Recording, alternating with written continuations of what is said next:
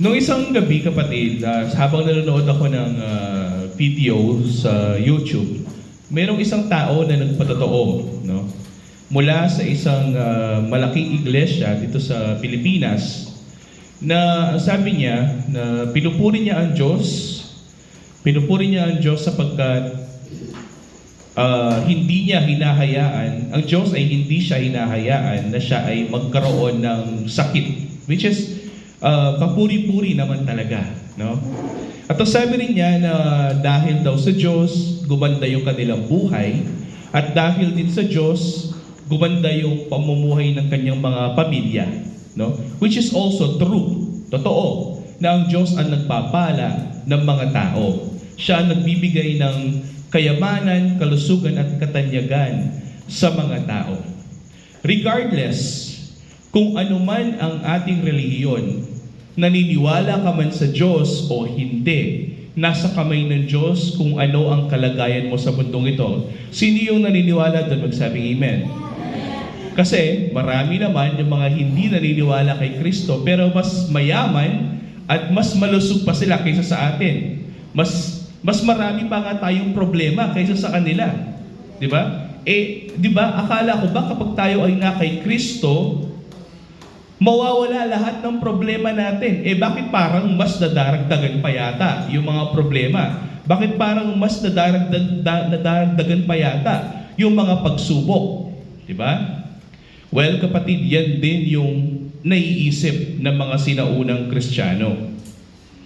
Akala ko ba kapag ikaw ay na kay Kristo, gagaan na yung buhay ko? Akala ko ba kapag ako ay na kay Kristo, ibibigay niya kung ano ang ninanais ng aking puso? Di ba? Kinanta pa lang natin kanina. Kayang-kaya ni Jesus na tayo ay pagpalain. Di ba? So ang katanungan ngayon, ako ay na kay Kristo pero hindi ko nararanasan yung mga pagpapalang nakukuha ng ibang tao. Bakit hindi ako nagkakaroon ng sasakyan? Bakit hindi ako nagkakaroon ng bahay at lupa? Hanggang ngayon nangungupahan pa rin ako. Bakit hindi ako magkaroon ng magandang trabaho? Bakit hindi ako mapagaling-galing sa aking karamdaman na dinadanas ko hanggang ngayon? Marahil meron kayong katanungan na ganyan. Amen po ba? Meron tayong mga problemang ganyan. Hindi po ba? So ano yung conclusion doon? Hindi lahat ng mga na kay Kristo gaganda ang buhay dito sa mundong ito. Hindi lahat ng mga na kay Kristo giginhawa ang kanilang buhay sa mundong ito. Hindi lahat ng mga na kay Kristo sasagana ang kanilang buhay sa mundong ito. Nakita niyo po ba yung keyword doon? Sa mundong ito. Bakit? Kasi ang tunay ng Kristiyano ay hindi nakatuon sa mundong ito ni sa mga bagay na nasa mundong ito. Ano ba yung totoong ninanais ng Kristiyano? Ang ninanais ng Kristiyano, ang totoong bagay, ang totoong kadahilanan kung bakit siya ay na kay Kristo ay dahil nais na ang kanyang kaluluwa ay maligtas. No? So ngayong gabi yung pag-aaralan natin, kapatid.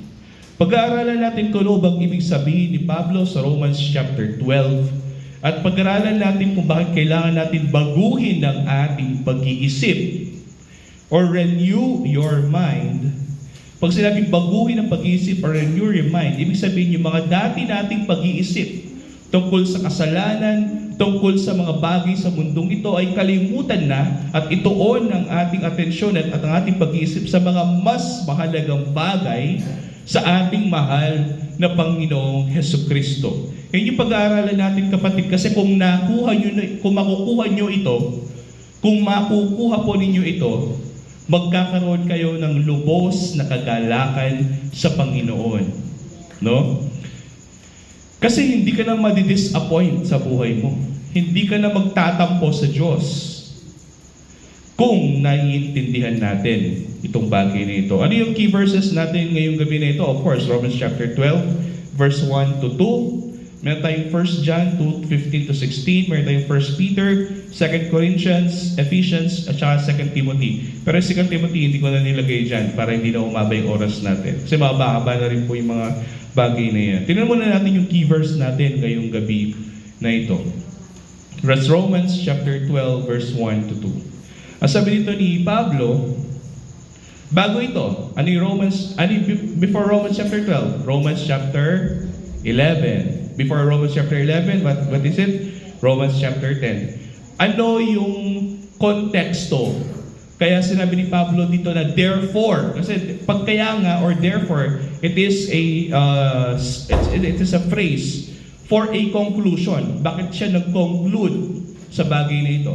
Kasi sa Romans chapter 10, nalaman natin na hindi lahat ng Israel ay ligtas.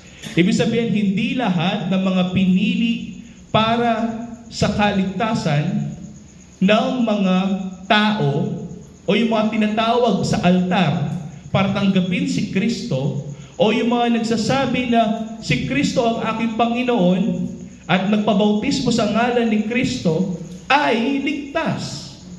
Kasi ang sabi ni Pablo, hindi lahat ng mga Israel ay Israel. So hindi lahat ng mga nagsasabing mahal ko si Kristo ay ligtas. Hindi lahat ng mga nagpupunta sa church ay ligtas. Hindi lahat ng mga mahahaba ang buhok ay ligtas. Hindi lahat ng mga gumagawa ng batas ng Diyos ay ligtas. Yun yung problema. Kaya nga sinabi ni Pablo, para malaman natin itong katotohanan na ito yung gawin natin. Para malaman natin ang kalooban ng Diyos sa buhay natin, ito yung gawin natin. Ano yon? Romans chapter 12, verse 1 to 2. Sabi dito, kaya nga, sabi ni Pablo, mga kapatid, isinasamo ko sa inyo, alang-alang sa mga kahabagan ng Diyos. So ito yung sinasabi ni Pablo dito na ipinamamanhik niya sa mga Kristiyano na dapat ito ang ginagawa natin, na dapat ito ay naiintindihan natin, na dapat ito ay nangyayari sa buhay natin. Ano yan? Next phrase. Na inyong ialay ang inyong mga katawan na isang handog na buhay, banal, na kasiyasiya sa Diyos, na siya ninyong makatwiran na paglilingkod, no? Or reasonable service or worship sa Ingles. Ibig sabihin, ito pa lang dapat yung standard ng isang Kristiyano na dapat niyang ginagawa. Ano yun? Inaalay ang kaniyang katawan, hindi bilang hain o handog na patay, kundi hain o handog na buhay. Ibig sabihin, nagagamit ang ating buhay na katawan sa paglilingkod sa Diyos. Na ang ating katawan ay nagagamit sa pagpapabanal ng ating kaluluwa at ang ating katawan ay nagagamit para masiyahan ang Diyos. Ito pa lang yung katampatang pagsamba. Ito pa lang ang makatwirang paglilingkod sa Diyos. Kung hindi ito nangyayari, ipinamamanhik ko po sa inyo ngayong gabi, kapatid, na dapat ginagawa natin ito. Ano ba yan? Inaalay ang ating sariling buhay bilang handog na buhay sa Panginoon. No? Ano sinabi ng ating Panginoong Jesucristo? Kung ninanais mo na sundan ako, kung ninanais mo na maging disipulo mo ako, maging disipulo ka, kung ninanais mo na ikaw ay maging tunay na Kristiyano, ano gagawin mo? Deny yourself. Kalimutan mo ang iyong sarili. Ibig sabihin, kalimutan mo muna ang iyong sarili, ang iyong sariling laman, ang iyong sariling pagnanasa. Kalimutan mo lahat ng bagay na iyan at sundin mo ako, sabi ni Kristo. Take up your cross. Magdusa ka para sa akin at sundin mo ako. Ito pa lang yung makatwirang paglilingkod. At paano mo gagawin yon? Sa verse 2, huwag mong tularan ang sanlibutan na ito. Ano ba yung gusto ng sanlibutan na ito? Yung mga bagay na nasa sanlibutan. Kung hindi, sabi ni Pablo, magbago kayo sa pamamagitan ng pagbabago ng inyong pag-iisip. Mag-renew tayo ng mind. Magbago tayo ng pag-iisip. Huwag tayo mag-isip ng mga bagay na nasa mundong ito, kamukha ng mga nasa sanlibutan. Bagkus magbago tayo ng pag-iisip. Pag-aaralan natin mamaya kung ano yung dapat nating isipin bilang mga Kristiyano. Bakit kailangan natin magbago ng pag-iisip? Next phrase. Upang mapatunayan ninyo kung alin ang mabuti, kasiyasiya, at lubos na kalooban ng Diyos. Kailangan daw natin baguhin ang ating pag-iisip para malaman natin kung ano ang mabuti, kasiyasiya, at lubos na kalooban ng Diyos. Ang mabuti, kasiyasiya at lubos na kalooban ng Diyos ay nagreresulta ng kagalakan sa Diyos. Kasi ang Diyos ay nalulugod sa atin. Nalalaman natin ang kalooban ng Diyos sa buhay natin. Ating naisa sa katuparan ng kalooban ng Diyos sa buhay natin. Bakit kailangan natin magbago ng pag-iisip? Yun siguro yung tanong ninyo ngayong gabi. Bakit kailangan natin magbago ng pag-iisip? Dahil ang mga tao sa kanilang natural na estado ay patay sa espiritu. Ano ibig sabihin nun? Ang tao, kapag hindi siya binigyan ng biyaya ng Diyos na buhayin muli mula sa kanyang pagkapatay sa espiritu, ang ninanais lamang niya ay ang mga bagay na nasa mundong ito at ang mga bagay na nagbibigay ng ligaya sa kanyang laman. Ano yung mga yan? Pera. Diba? Sino yung hindi maliligaya kung bibigyan ka ng pera? Ano yung mga yan? Katanyagan sa buhay. No? Karangyaan, kasaganaan. Kasi yung mga bagay na yan, ang nagpapagalak dyan ay ang mundo na ibinibigay sa ating mga laman. At ang nagagalak doon ay ang ating laman, hindi ang ating espiritu. Bakit? Kasi ang espiritu natin ay patay. So, bakit kailangan natin magbago ng pag-iisip? Dahil ang ating natural na estado ay patay sa espiritu. Ano ibig sabihin nun? Mas nananaig ang kanilang laman at makamundong mga pag-iisip. No? Hindi ko sinasabi na mali na nais mong maging malusog.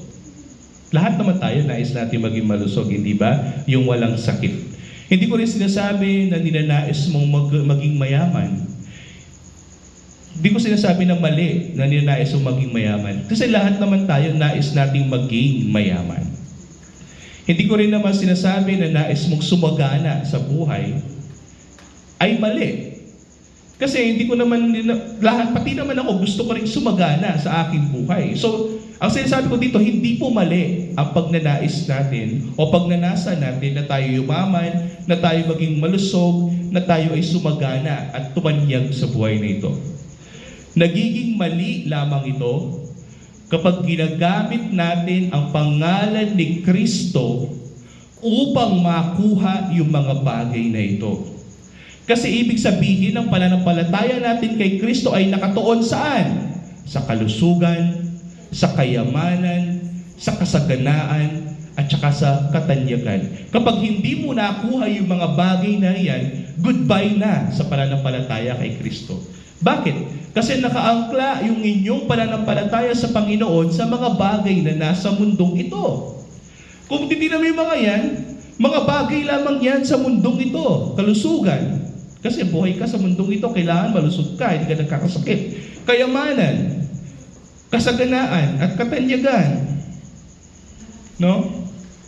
Kung diyan, nakaangkla at dahilan kung bakit kayo ay na kay Kristo, yan, apat na yan, hindi ka magtatagal sa Kanya. Hindi ka magtatagal sa pananampalataya sa Kanya. Maraming relihiyon na nagsasabi, pumunta ka kay Kristo, pumunta ka sa church na ito. Dito sa church na ito, ang Diyos namin ay nagpapagaling. Pag dumating siya dito at hindi siya gumaling, paano? Di nasira na, di wala na yung kredibilidad ng kanilang iglesia. Di wala na yung kredibilidad ng kanilang Panginoon. Again, nung lumakad ba si Kristo, lahat ba ng may sakit pinagaling niya? Hindi. Yung mga pinipili lamang niyang pagalingin ang mga gumagaling. Kung tutusin, napakaraming tao ang lumalapit kay Kristo. Ngunit yung mga pinili lamang niya na pagalingin ang mga gumagaling. Bakit? Kasi ang pangako ni Kristo ay hindi kalusugan. Ang pangako ni Kristo ay hindi kayamanan. Ang pangako ni Kristo ay hindi kasaganaan o katanyagan sa buhay na ito.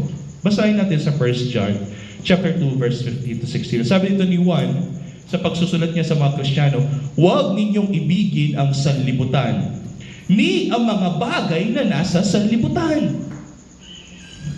Ang pag-ibig ng Ama ay wala sa sino mang umiibig sa sanlibutan.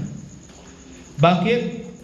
Sapagkat ang lahat ng nasa sanlibutan, ang masamang pagnanasa ng laman, ang pagnanasa ng mga mata, at ang pagmamataas sa buhay ay hindi mula sa Ama, kundi sa sanlibutan. Ano yung sinasabi dito? Lahat ng mga bagay na ninanais mo sa sanlibutan na ito, yan ang kapupuntahan. Masamang pagnanasa ng laman. Kapag nakakuha ka ng pera, anong mas gusto mo? Pera na lang lagi. At nagiging Diyos-Diyosan para sa iyo ang pera. Kaya nga sabi sa Biblia na mas mahirap makapasok ang isang mayaman sa kaharian. Hindi naman ibig sabihin doon kapag mayaman ka na, hindi ka na makapasok sa kaharian. No. Ang sinasabi doon na ating Panginoon sa Kristo, na kapag ikaw ay mayaman at ang pera labang ang inyong pinapansin, ibig sabihin ang pera ang inyong Diyos. Kaya ka na kay Kristo dahil gusto mong yumaman. Kaya ka na kay Kristo kasi gusto mo wala kang sakit. Kaya ka na kay Kristo kasi gusto mo na sumagana ka sa buhay. Kaya ka na kay Kristo kasi gusto mong maging tumanyag, maging presidente ng Pilipinas o maging artista. Kasi ang sabi ng Biblia, kung ano yung nilanais sa aking puso, yun yung mangyayari. Eh ang tanong ganito kapatid, kung hindi yon ibinigay ni Kristo sa inyo, sasampalataya pa rin ba kayo sa Kanya? Hindi na. Bakit? Kasi yan yung dahilan kung bakit kayo na kay Kristo. Ang sanlibutan at ang mga bagay na nasa sanlibutan. Again, yung mga umiibig sa sanlibutan at sa mga bagay na nasa sanlibutan, wala ang pag-ibig ng Ama sa kanila. Ang pag-ibig ng Ama ay wala sa sino mang umiibig sa sanlibutan. Kaya, ituon natin ang atensyon sa mga bagay na wala sa sanlibutan. May mga na kay Kristo, pero ang sanlibutan, ang mga bagay na nasa itaas nito ang iniibig. May mga na kay Kristo dahil gusto lang yumaman. May mga na kay Kristo kasi, yun nga, sabi ko gusto lang nila na maganda yung kanilang kalusugan, tanyag sila sa buhay, o sumagana sila sa buhay. Pero maling pag-iisip po yan, kapatid. Na kay Kristo kasi sila dahil nakatuon na kanilang pag-iisip sa mga bagay na nasa mundo lamang. Tingnan natin. Noong unang panahon, ng panahon ng ating mahal na Panginoon Kristo sa John chapter 6. Bago na John chapter 6 verse 26 to 27 na ginawa ng Panginoon, nagpakain siya ng napakaraming tao. Libo-libong tao ang nakinig sa kanyang sermon at walang pagkain. Nag-alala yung mga disipulo, yung mga apostol ni Kristo, paano kakain yung mga libo-libong tao na ito? Ano ginawa ng Panginoon? Naghimala. Merong isda at merong tinapay. Pinarami ng Panginoon yung pagkain. Sumagana yung pagkain. Dumami, nag-provide ng Panginoon sa mga tao na ito. Nabusog yung mga tao na ito. Imagine, libo-libong tao ang nabusog mula sa isang isda at isang tinapay. Dalawang isda, okay. Marami yung nabusog. That is the point. Masaya sila kasi nabusog sila sa kanilang kinain. So kinagabihan, umuwi yung mga yan. Kinabukasan, bumalik sila kay Kristo.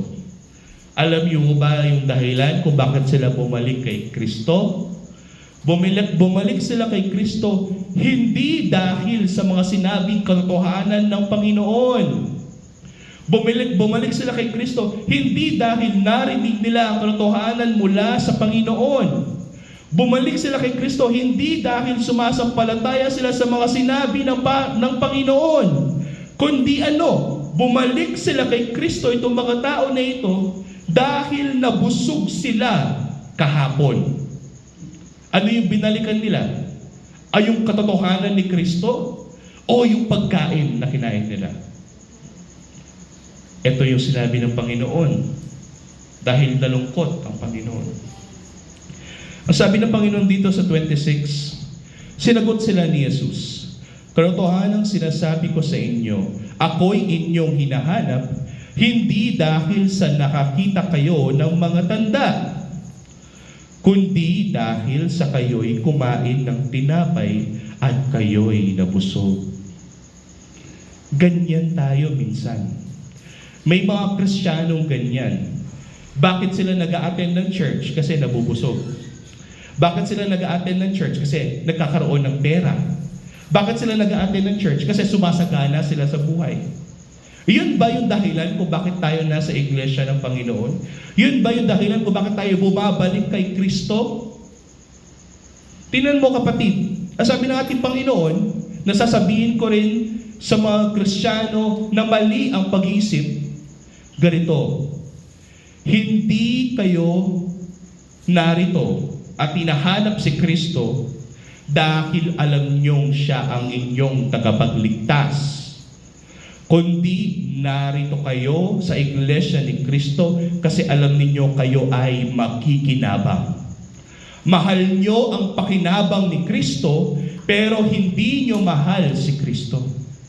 Ang mahal nyo lang sa Kanya ay ang Kanyang pakinabang. Kaya kapag wala ng pakinabang si Kristo sa inyo, anong ginagawa ninyo?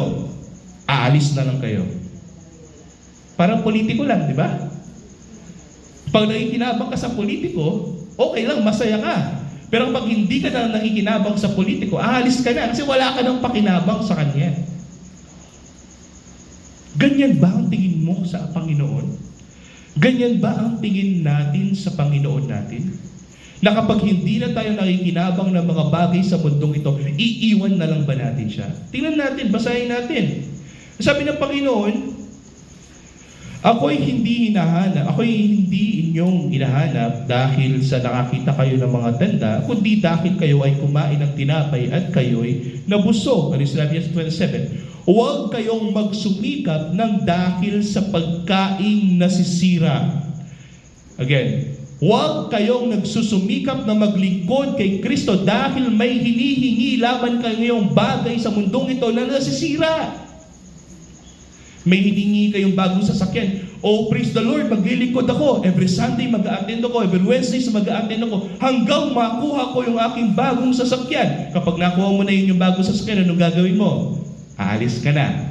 Kapag hindi mo nakuha ang iyong bagong sasakyan, anong gagawin mo? Aalis ka pa rin. Bakit? Kasi ang inyong pag-iisip ay nakatuon sa mga bagay na nasa mundong ito.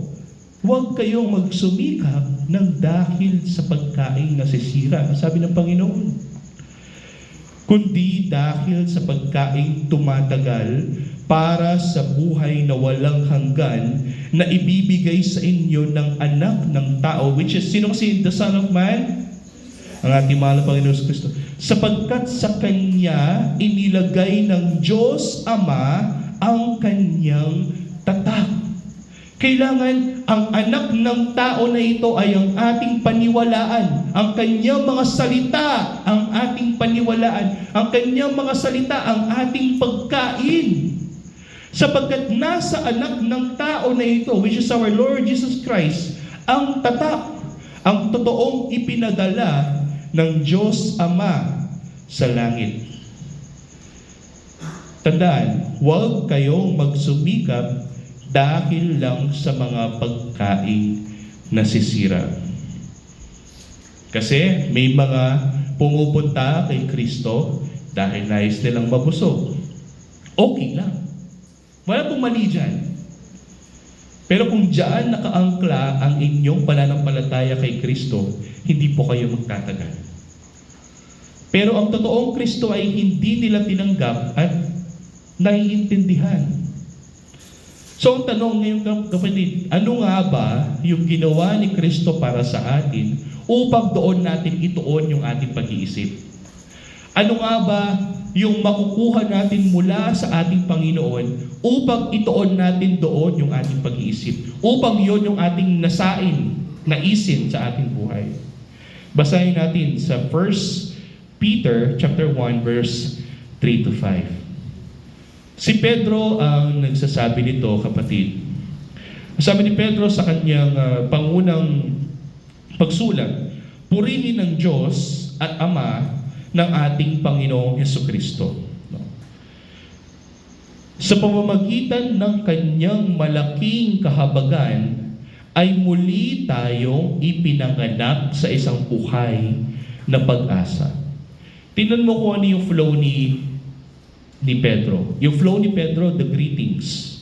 Ang greetings, which is, blessed be God and Father of our Lord Jesus Christ. Tapos tingnan mo kung ano yung susunod. Kung ano yung ginawa ng Diyos para sa atin. Na sa pamamagitan ng kanyang malaking kahabagan, ay muli tayong ipinanganak sa isang buhay na pag-asa. Ano yung flow?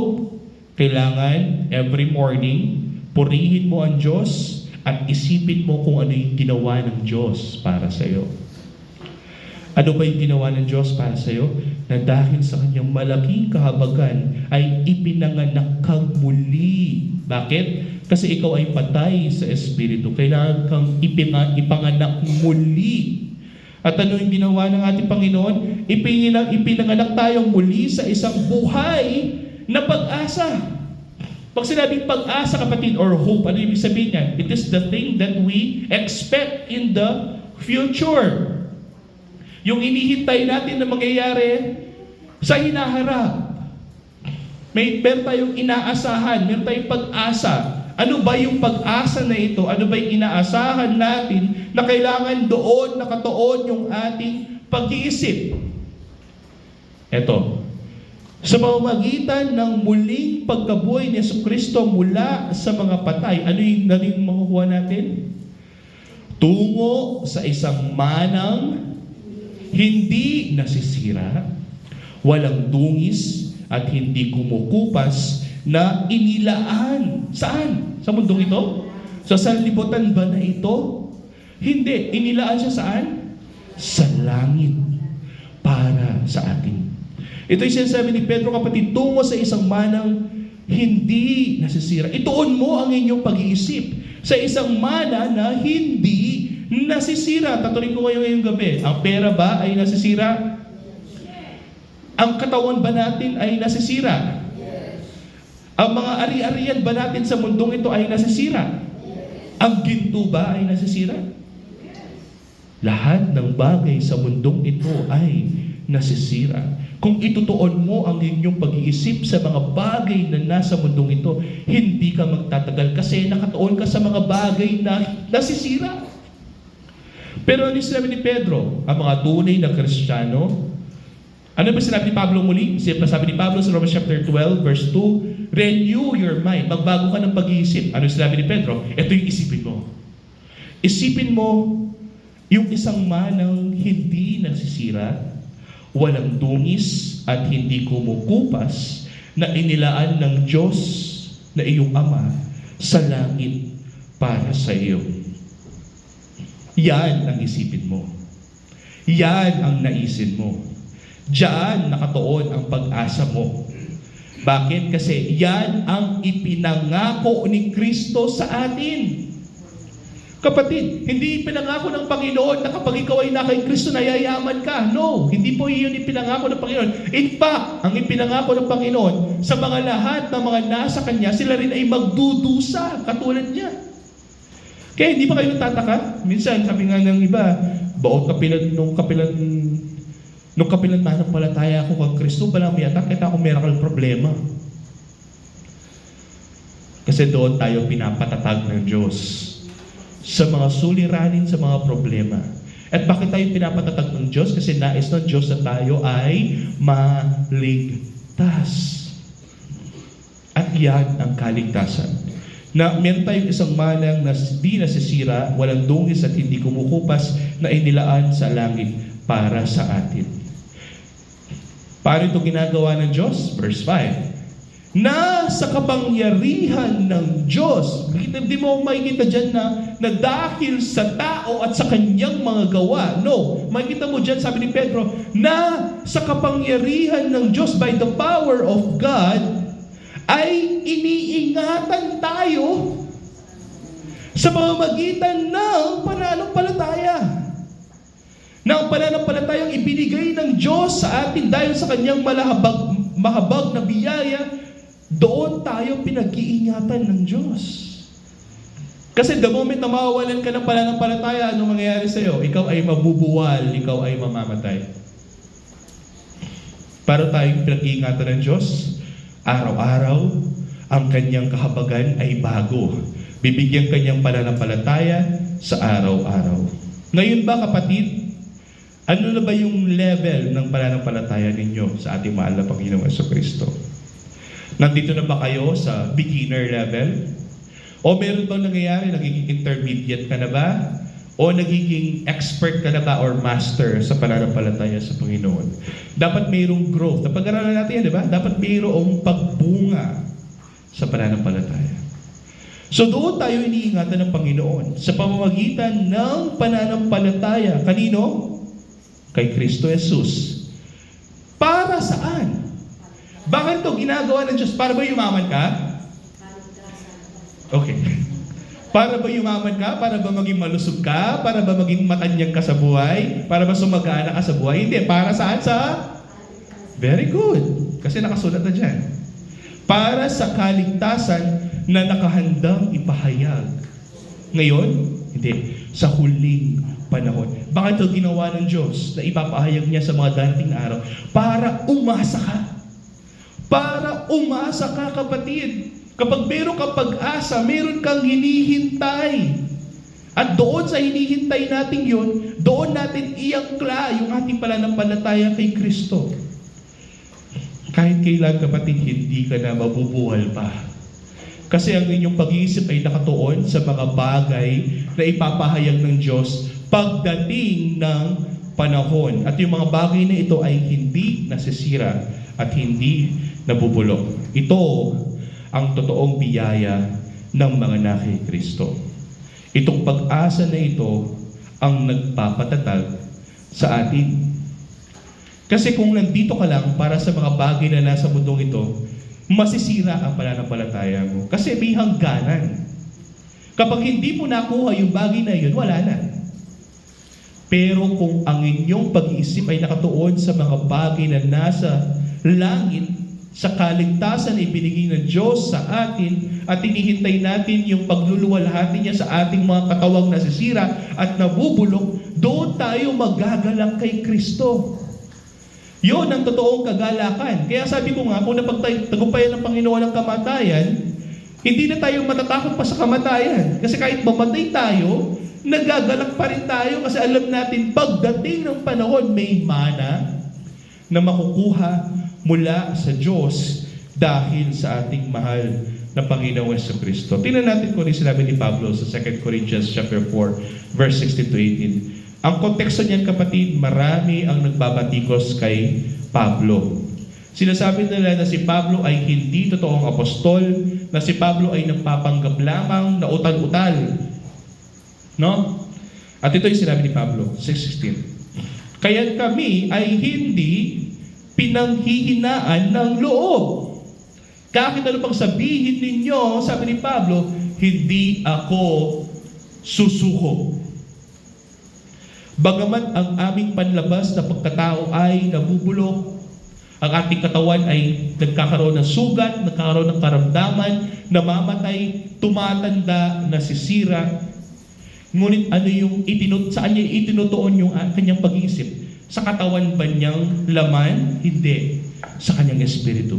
Sabi niya dito, bagamat ang aming panlabas na pagkatao ay nabubulok, ang aming panloob na pagkatao naman ay binabago araw-araw.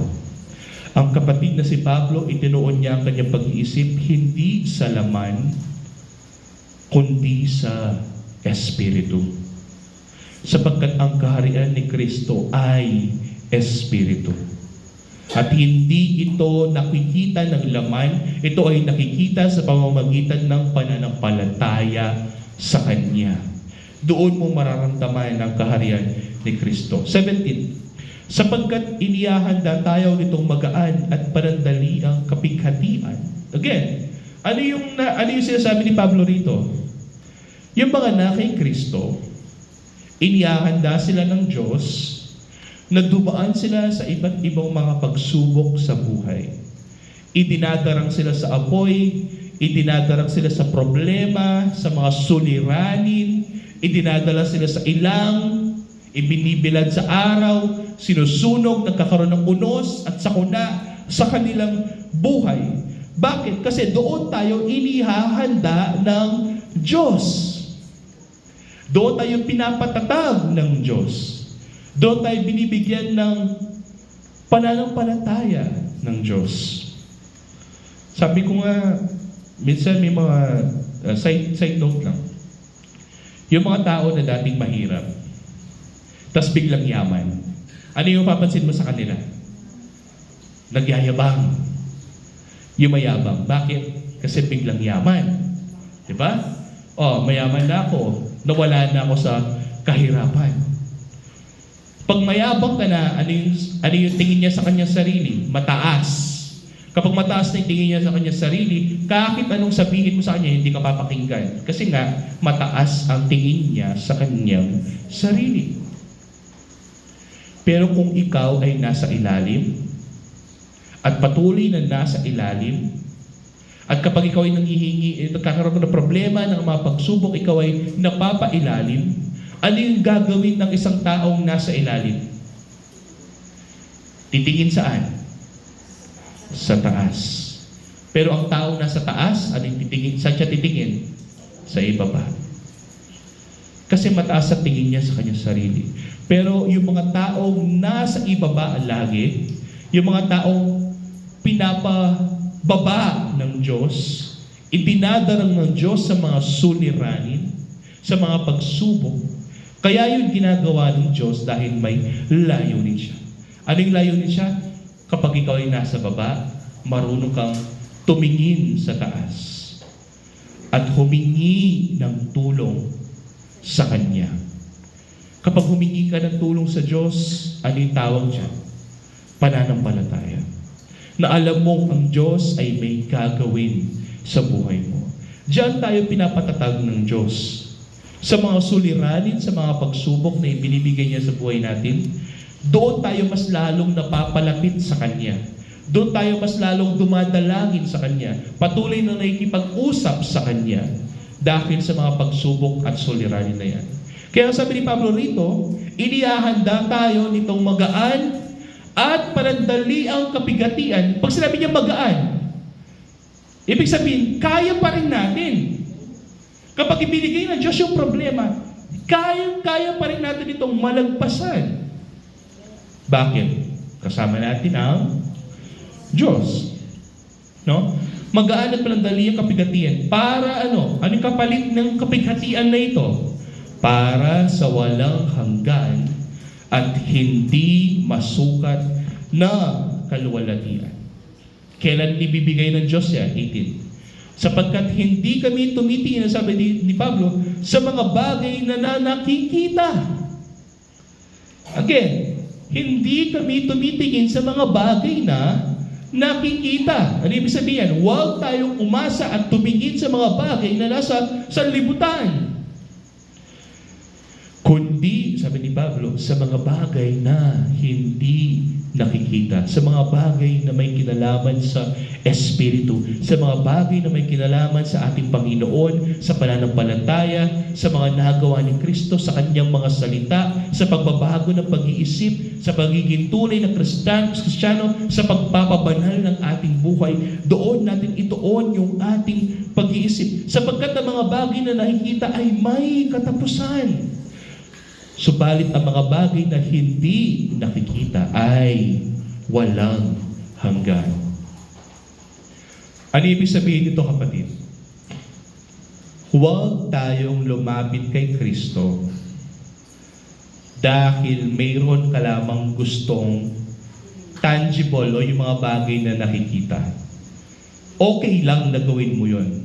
Pero huwag mong iangkla yung pananampalataya mo kay Kristo dahil lamang sa mga bagay na yan. Kasi bandang huli, madidisappoint ka. Sa aming pagtotoo, kapatid, nung ako ay wala pa kay Kristo, nais namin nung magkaanak ni Sister Ses, no? Wala itong kinalaman sa pananampalataya ko sa kanya. Kasi wala pa nga ako sa kanya eh. The moment na nagkasakit ako, doon ako nagbago ng pag-iisip. Na ang aking buhay, alam kong nasa kamay ng Diyos, na okay lang na kunin na ng Diyos ang aking buhay. Pero dahil ng Diyos ay mahabagin sa aking buhay, binigyan niya pa rin ako ng pangalawang pagkakataon at ako ay kanyang binigyan ng extension. At yung nalalabing araw ng aking buhay, sabi ko nga, ay ilalaan ko na sa ikakalawalhati, kakapuri ng Diyos na siya nagpagaling sa akin. At sa mga oras na iyon, kapatid, nung kami ay nasa pananampalataya sa paglalakad namin ng kapatid na si Ses sa pananampalataya kay Kristo, dumating kami sa punto na noong 2021, try natin na magkaanak muli. Yung mag-try ulit na magkaanak. Yan. So ginawa namin yan out of faith, kapatid. Yun yung pananampalataya namin kay Kristo. Na kapag kami ay na kay Kristo, at okay lang naman na kami ay naglilingkod sa Kanya, ginagawa namin kung nilalais niya sa amin, yung kalooban niya ay ginagawa namin sa buhay namin, okay lang na humingi ng bagay na hindi naman masama, hindi ba? Kapag ba humingi ka ng anak, masama ba yun? Gabi-gabi, kapatid, dumadalangin kami sa Panginoon. Bago kami matulog, sa paggising namin sa umaga, idinadalangin namin ito. Every time na magkakaroon ng procedure, she says, every month, idinadalangin namin sa Diyos yung bagay na ito. Walang araw na hindi namin ito idinadalangin sa Diyos. To the point na naging mayabang na kami. Anong kayabangan namin? Yung isinusumbat na namin sa Diyos, yung ginagawa namin para sa Kanya. Parang yatang unfair, sabi namin sa Diyos, na kami ay nagpapagamit, na ginagamit namin ang aming mga katawan sa paglilingkod sa iyo. Pero yung hinihingi namin na wala naman, di naman masama, ay hindi maibigay sa amin. Tapos makikita mo yung ibang tao, pinapabayaan lang yung kanilang mga anak. Diba? Hindi na nga makakain sa sobrang dami ng kanilang mga anak. Kami nais namin, kaya naman namin siya buhayin. Kung ano-ano na lang yung question namin sa buhay namin, kung ano na lang yung tinatanong namin, ako ba yung may mali? Meron ba akong kasalanan na ginawa na hanggang ngayon hindi ba kaya ibigay ng Diyos sa akin yun? No? Nagiging arrogante na kami sa Diyos. At ano yung ginawa ng Panginoon sa amin? Pinarusahan kami. Isang araw gumastos kami ng napakalaking pera, mag-undergo lang ng isang operation, ng isang procedure. No? After nun, kahit gumastos kami ng maraming pera at naubos yung savings namin doon, wala pa rin nangyari. Imagine na lang yung sakit na nararamdaman namin, kapatid. Wala kaming problema. Nagpa-test kami, wala kaming problema. Pero hindi pa rin maibigay ng Diyos yung hinihingi ng aming laman sa Kanya. Noong oras na yun, kapatid, kami ay nalugmok sa kalungkutan. Bakit? Kasi yung bagay lang na hinihingi namin sa Diyos, hindi niya kayang ibigay sa amin. To the point na parang nawawalan na kami ng gana. Pero ano alam nyo, one night, nagbasa ako sa Romans chapter 8. Nabang sa pagbabasa ng aking, kasi paborito kong binabasa noon yung mga araw-araw na yun, yung Book of Romans. Lagi kong inuulit-ulit. Nung binasa ko yung Romans chapter 8, ang sabi doon na may mga bagay na ginagawa ang Diyos sa buhay natin. Na kahit sa tingin mo ay hindi maganda, sa tingin mo ay parang mali, sa tingin mo ay parang hindi mo deserve na ikaw ay magdusa. Pero kaya pala niya ginagawa yun ay para sa iyong ikakabuti. Alam mo kung ano yung nangyari sa amin, kapatid, nung nag-share kami dalawa, na-realize namin na kahit pala anong gawin namin, wala kami magagawa kung hindi ito kalooban ng Diyos. So ngayon, nananalangin pa rin kami, pero every time na may nangyayari hindi maganda, hindi na kami nalulungkot. Bakit? Kasi nagbago yung aming pag-iisip. Hindi kami na kay Kristo dahil nais namin magkaanak. Kasi yun yung ginawa niya kay Abraham. Lagi nga sinasabi ni Papa, kung si Abraham at saka si Sarah nga tumanda na, binigyan pa rin ng anak, di ba? Yun, kung yun yung hope mo, why not? Pero hindi kami na kay Kristo dahil lang doon sa dahilan na yun. At doon, kapatid, nagbago yung aming pag-iisip. Nalaman namin, kaya pala kami na kay Kristo ay dahil nais pala ni Kristo na kami ay maligtas. Na kaming mag-asawa ay magpaggamit sa Kanya. Na ang aming buhay ay ihandog namin sa Kanya bilang haing buhay at banal sa Kanyang harapan. Kaya ngayon, kapatid, kahit wala kaming tulog, di ko naman gilo-glorify yung ginagawa ko, no? Sasabi ko lang, bilang inyong archetype or model, kahit wala kaming tulog, kapatid, kapag day of worship, talagang lalabanan namin, tatayo kami. Nag-aasma si Sister Sas, tatayo pa rin. Masakit yung katawan ko, tatayo pa rin. Puyat, tatayo pa rin. Bakit? Kasi ibibigay ko sa Diyos kung ano yung nararapat para sa Kanya.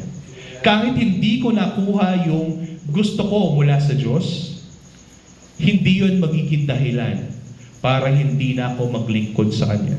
Bakit? Kasi ang pag-asa ko ay wala sa anak. Ang pag-asa ko ay wala sa mga bagay na nasa mundong ito. Ang pag-asa ko kay Kristo ay ang kaligtasan na handang ipahayag niya pagdating ng panahon. Sabi ko nga, sa aking pagre-reflect habang tumatay ako sa banyo, kapag kasi tumatay ako sa banyo, marami akong naiisip eh. Kayo siguro baka nagtitiktok, ganun or what, no? Pero ako, nagkakaroon ako ng self-realization. Nagkaroon ako ng realization na, what if hindi na kami magkakaanak? Diba? What if hindi na kami magkakaanak? Alam mo kung ano yung nabigay ng consolidation sa akin? Nang malaman ko na kahit hindi kami magkaanak, kami pa rin ay na kay Kristo, ako ay masaya. Kahit hindi kami magkaanak, malaman ko lamang na ang aming pananampalataya ay hindi mawawala, ako ay masaya.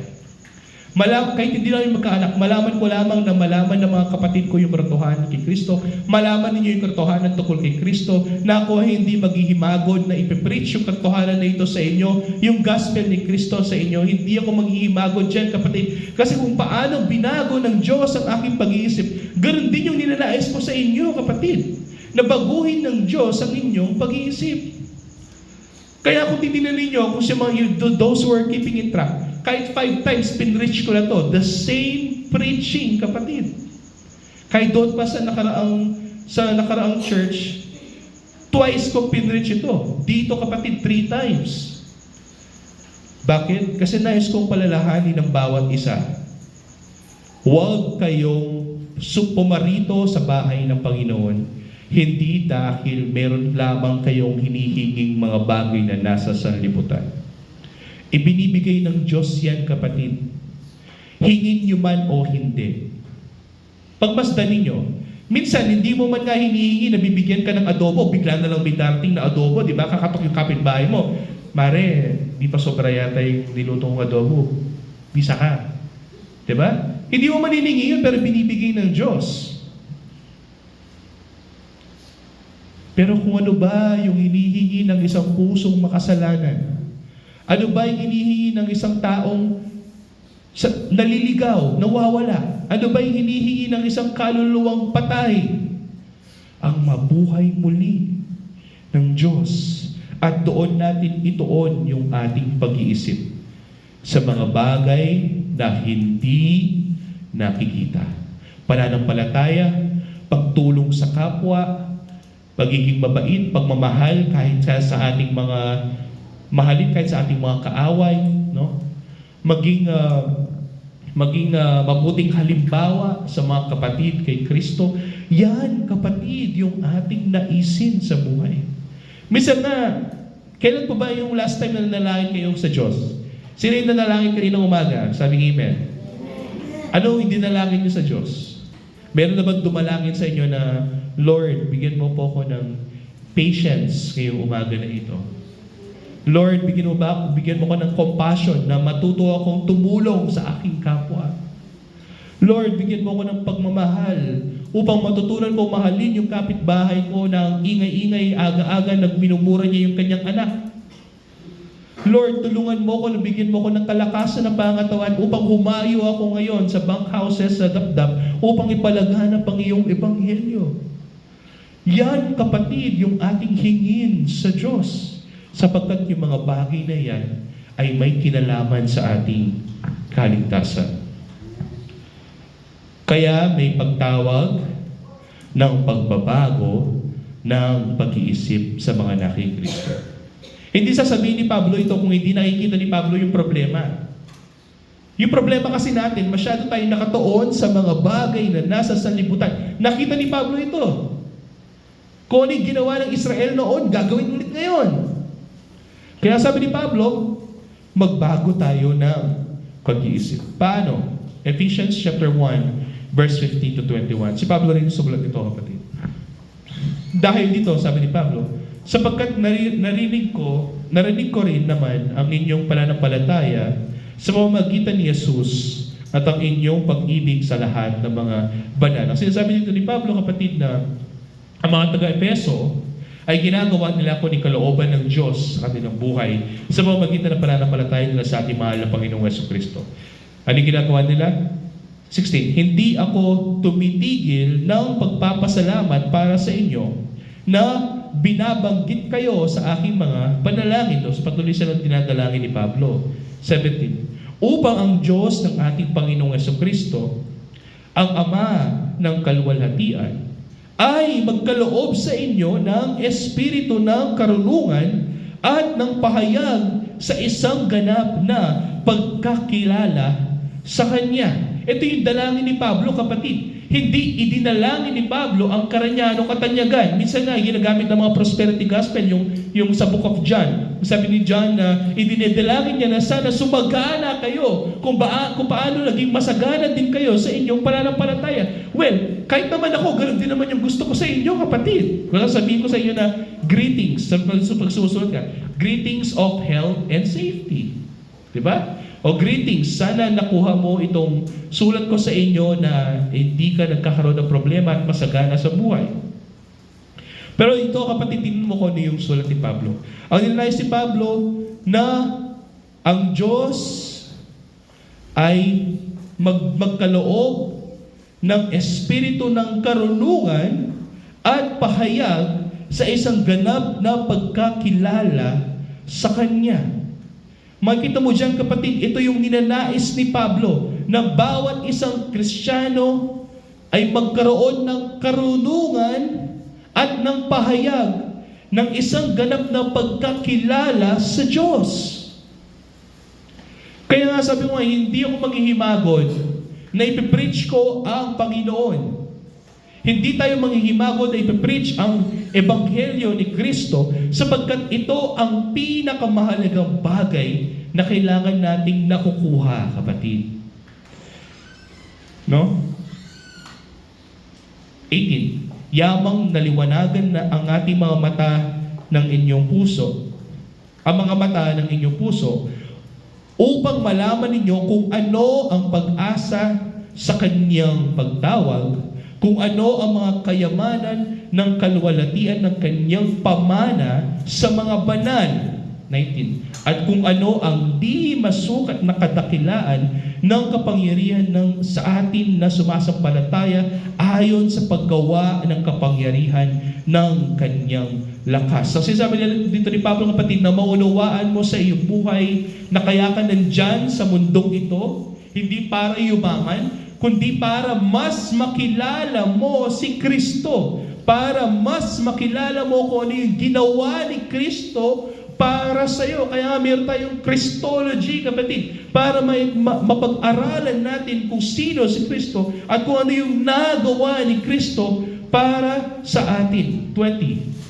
Kanyang isinagawa ito kay Kristo. Kanya ito ginawa ng Diyos sa pamamagitan ng ating Panginoong Jesucristo nang kanyang muling buhayin siya sa mga patay at pinaupo sa kanyang kanan sa sangkalangitan. Again, sabi ko nga, ang ating mahal na Panginoong Jesucristo is our forerunner. Siya ang nauna sa atin. Kung binuhay siyang muli, bubuhayin din tayong muli. At siya ay nakaupo sa kanan ng sangkalangitan. Ibig sabihin, nasa kanya na lahat ng kapangyarihan ng mundo at ng kalangitan. Kapatid, higit siya, 21, higit na mataas kaysa sa lahat ng pamunuan, kapamahalanan, kapangyarihan, at paghahari, at sa bawat pangalan na pinangalanan. Ang ating mahal na Panginoong Kristo na is the King of Kings and the Lord of Lords. Hindi lamang sa panahon ito, kundi maging sa darating na panahon. Ano yung sinasabi ni Pablo rito?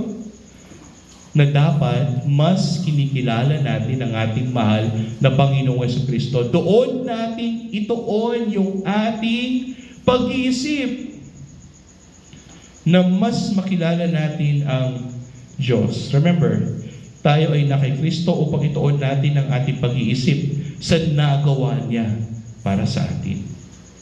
Upang malaman natin ang hindi masukat na kayamanan ng kanyang biyaya. Kapag nalaman mo na yung katotohanan na yan, kapatid, yan ang magpapatatag sa iyo. Yan ang magpapatatag sa iyo. Tandaan mo yan. Ang pag-iisip ng Kristiyano ay ang pagnanasa na makasama niya si Kristo.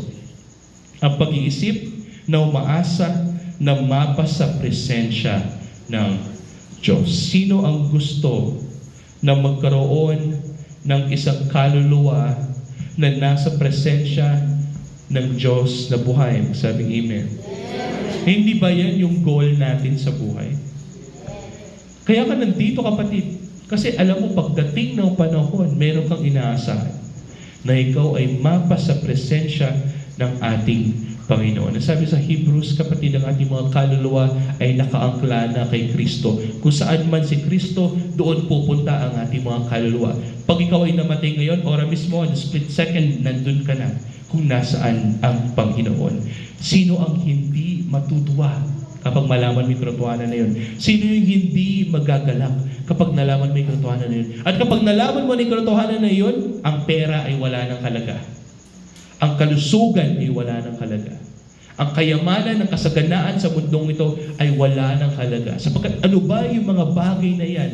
Kung ikukumpara mo sa isang manang hindi nasisira, hindi nabubulok, na nakalaan sa langit para sa ating mga nakay Kristo Jesus. Kung nais mo yan, kapatid, magsabing amen. Palakpakan natin ang Panginoon. Nawa, magbago tayo ng pag-iisip ngayong gabi na ito sa isang maikling panalangin. Ama, maraming salamat at kami ay narito upang ikaw ay aming malwalhati at masampa. Maraming salamat o Diyos na pagkamat kami pagkulod sa aming mga tungkulin. Kami ay binigyan mo ng kalakasan upang may mapunta rito at malwalhati ka namin o Diyos. Sa pag-aaral ng iyong mga banal na salita, mahal na Panginoon, maraming salamat sa pagpapalang ito. Ang katotohanan na malaman namin na meron kaming isang mana na hindi nasisira na nakalaan sa langit dahil sa mga nagawa mo para sa amin. Tulungan mo kami, O Diyos, na ituon namin ang aming pag-iisip doon sa mana na iyon. Tulungan mo, O Diyos, na ituon namin ang pag-iisip sa mga bagay na hindi nakikita sa Espiritu, O Diyos. Tulungan mo kami, mahal na Panginoon, na ituon namin ang pag-iisip sa iyo na aming makilala ka ng lubos sa aming buhay. Na ikaw ay aming lubos na makilala sa iyong mga nagawa para sa amin. Nawa, mahal na Panginoon, i-reveal mo ang iyong sarili sa amin. Ipahayag mo ang iyong sarili sa amin sa pamamagitan ng iyong mga banal na salita. Lahat ay tiyami sa amin dalangin sa makapangyarihang pangalan ng Isus.